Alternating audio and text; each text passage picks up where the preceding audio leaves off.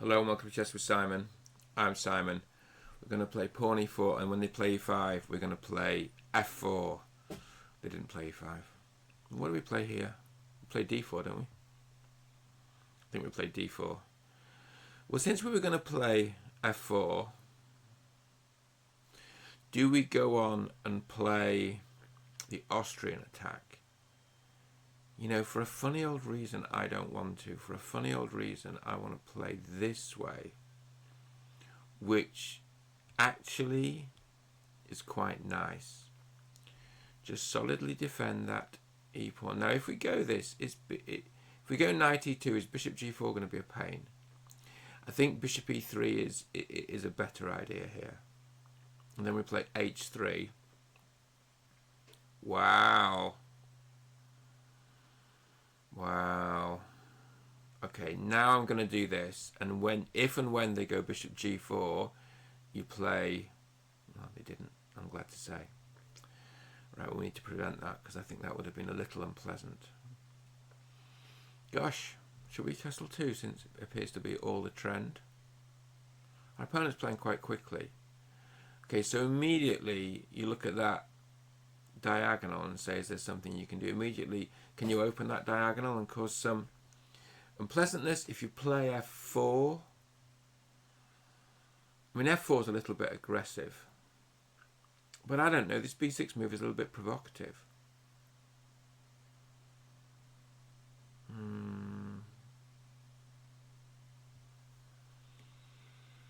Maybe we'll play king h2 and we'll play f4 next. And give that bishop a chance to get on the long diagonal. Okay, well, let's go. Let's go. So what do you think is going to happen? What do you do as black? Wow.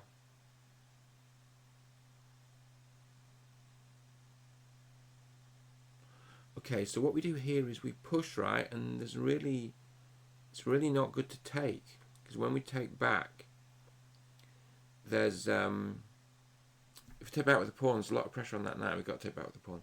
There's a lot of pressure on that knight. It's not the end of the world.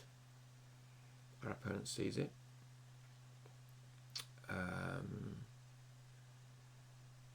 So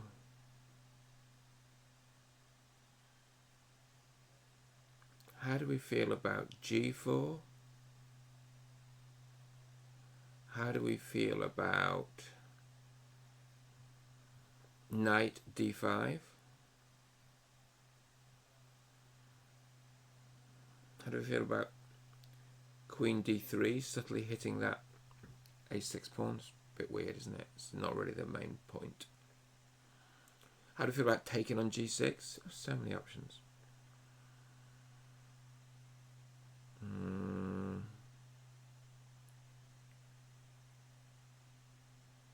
Okay, so we're going to play queen d2, which I think is a decent move, with a view actually to playing bishop g5 before or after taking on g6.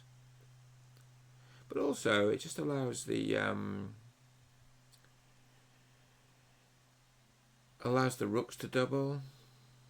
Okay, I get that. Can we sack that bishop? Takes. We absolutely cannot sack that bishop. Can we back it off? No, we'll get it trapped. It's kind of got to go here, right? Don't tell me you're going to play g5. You can play g5. It's not a bad move. Then I'd be tempted to play d5 and just claim that we're taking all the space. It's quite an interesting position, to be honest. Very blocked. But also, knight d5 looks kind of nice, doesn't it, here? Yeah. So after knight d5, the queen's going to go somewhere clever. Well, it's got to stay on the second rank.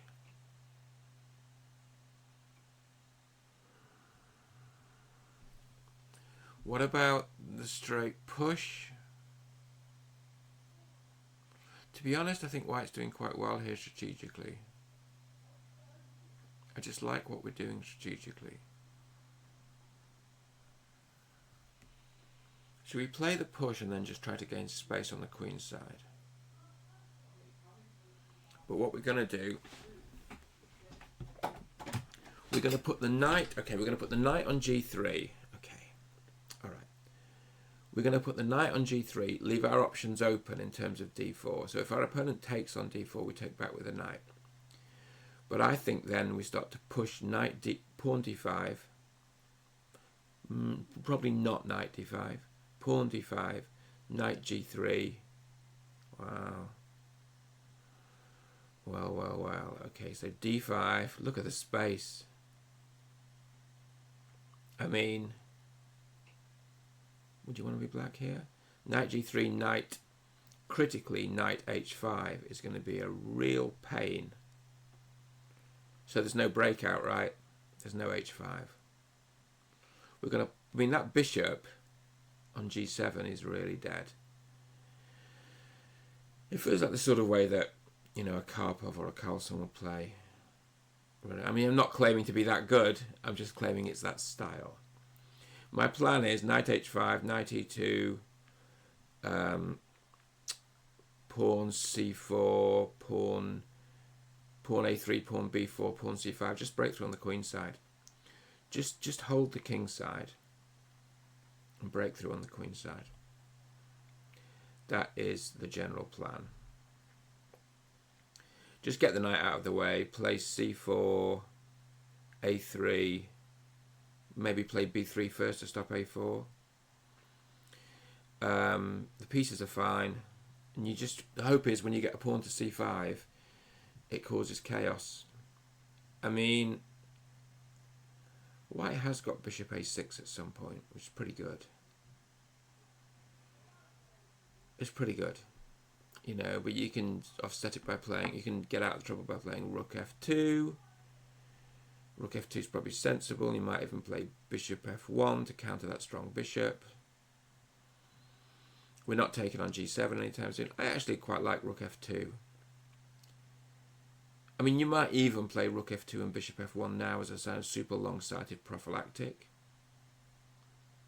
It's actually quite funny because it hides your long-term plan of knight e2, c4, b3, a3. You'll probably c4, b3, a3, b4, c5, just advancing in a way that doesn't stop our opponent, doesn't let our opponent put a bind on us. How do you remove that knight on h5? How do you remove that knight? How would you remove that? It's really hard. You've got to get a knight on g7. There you go. That was that's a good move. So I think we're planning here to play bishop f1, and we're claiming our opponent has a weak colour complex. And then we're going to play rook e1, knight e2. We could even play knight e2. No, I don't want to play that. Well, if we play knight e2, and I don't think that's an important move. If we play knight e2 and they do take, I suppose it makes that bishop very powerful, but let's, just for now, if they take, I think you're taking with the queen's rook, although the rook might be quite useful on the queen's side. Maybe I'll take with the king's rook. I just quite like, maybe I'll take with the king's rook, because I want to advance on the queen's side. Maybe that bishop will run, but, you know, to b7 or something, but it's just not as good on b7. I mean, then I think I've got the better bishop. I mean, if the bishop runs, then I think I just go knight e2 and all that stuff. I like this position. I mean, the question is, how on earth is black going to break out? And the answer is, could play c6, but then I take on d6 at the moment. So not playing c6 quite yet.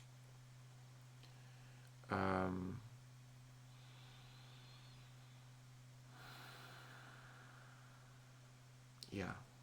What do we think? Do you think I'll take? I think taking is the best move, and I think we've got to think quite hard about what we do next, because the bishop's not bad on the A file if we think about the long-term future. I think it might be more strategically correct, because what's the point of doubling on the F file? It's not going to open. I think it's more strategically correct to take with the rook. the F rook, not the A rook. I think it's more strategically correct. Because then, okay, well, that is not unreasonable. Not unreasonable. Okay, in which case, let's just follow the plan. This is quickly becoming a blitz game. This is heading towards blitz territory. I'm going to play c4, b3, a3, b4, takes, c5. Of course, my opponent will also have moves, but that's the general plan. And to be honest, my opponent doesn't have many moves. I mean, I would be preparing c6 now. And to prepare c6, you've really got to play queen to defend the d pawn. Then you might put a rook on the d file just to stop c6. Because if... And the other thing you might do is go knight b7 with a view of going knight b5. Although that could be evicted with c4, but it also does attack the e4 square, so you might put a knight on g3, defending the e4 square to prepare the eviction of that knight, because obviously you don't want a knight arriving on e4 and forking your queen and rook. You can also stop that with the bishop, but I think the bishop's quite good on f1. And once the knight gets to g3, maybe what we do is we disguise our plans further by playing knight g3, because then you've got ideas like takes on g7 and then the other knight comes to h5, if and when it's needed. Maybe just solidifying that knight on h5 is useful. What was this? This was a Pertz, wasn't it? This was a modern or a Pertz, but I think it was actually a modern, but probably transposing into, they transpose often into each other.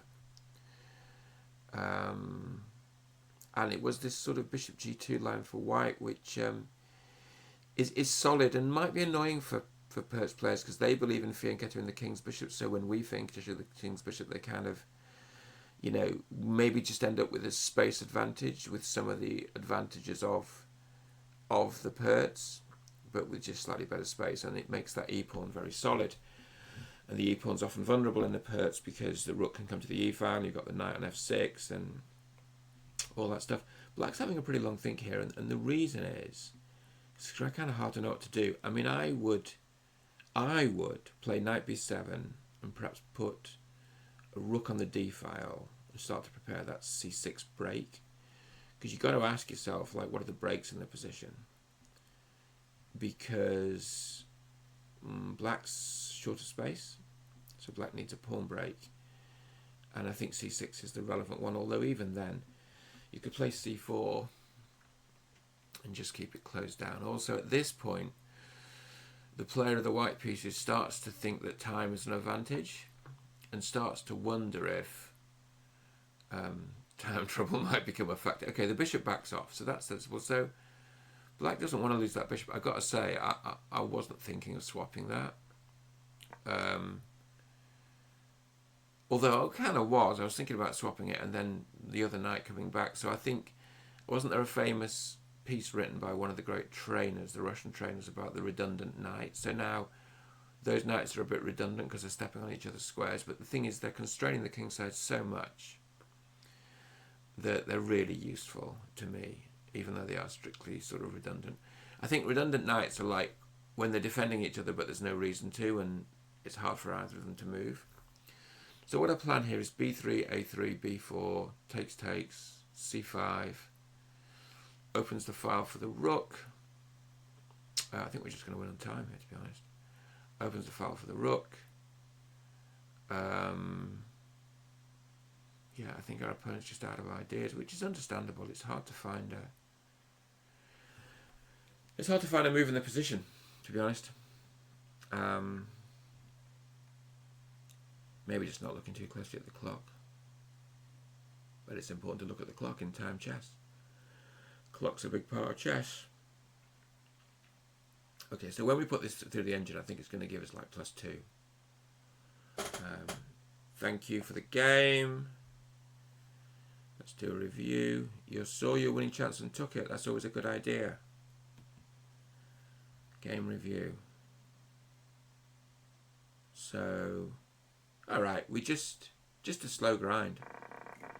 Just a slow grind. And the kind of grind, what did we say, plus 2? 2.79.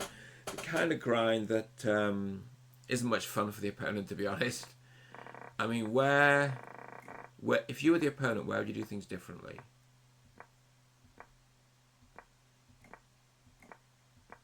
Okay, yeah, I think b6 was a little bit weird. We even said so at the time. Okay, I accept that was also a bit inaccurate. Likes h4, didn't like that. And it didn't like, so let's look at why rook b8 was bad. What would you have done instead?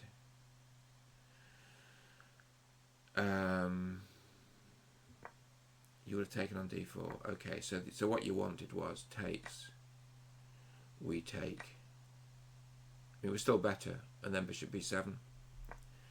Yeah, okay. So I get that. You know, black's reasonably harmonious, and this big clamp hasn't happened. I hope you enjoyed that. I enjoyed that. See you all soon.